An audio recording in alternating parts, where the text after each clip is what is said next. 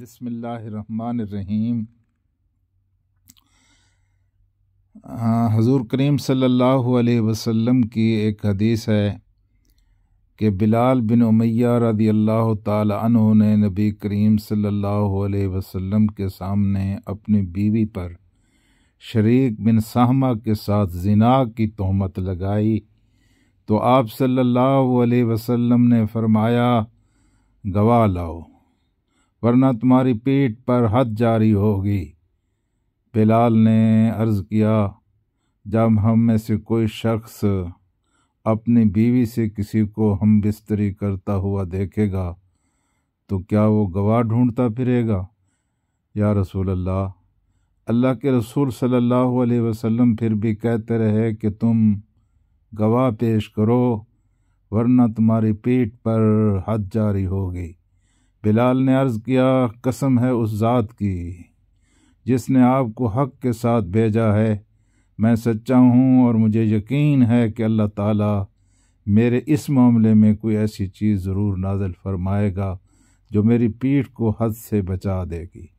پھر اسی موقع پر آیت والذین یرمون ازواجہم اور صادقین تک نازل ہوئی۔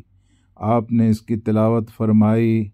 جب آپ پڑھ کر فارغ ہوئے تو آپ نے ان دونوں کو بلا بھیجا، وہ دونوں آئے۔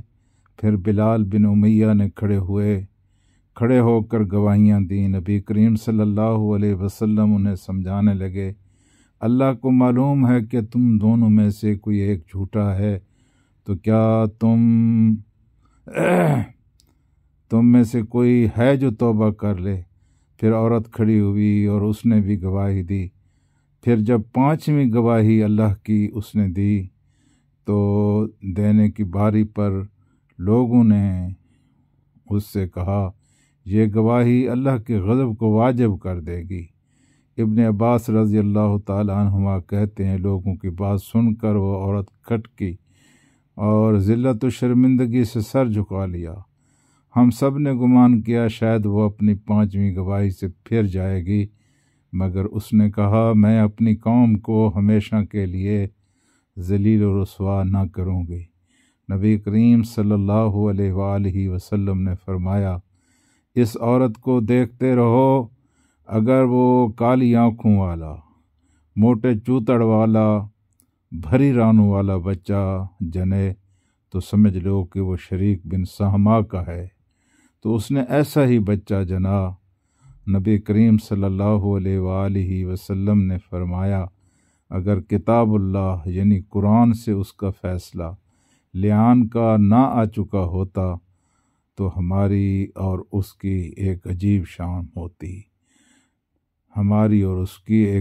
شان ہوتی، یعنی ہمارا اور اس کا معاملہ اس سے مختلف ہوتا جو اس وقت ہے۔ یہ میرے عزیز دوستو ترمذی شریف کی حدیث ہے 3179۔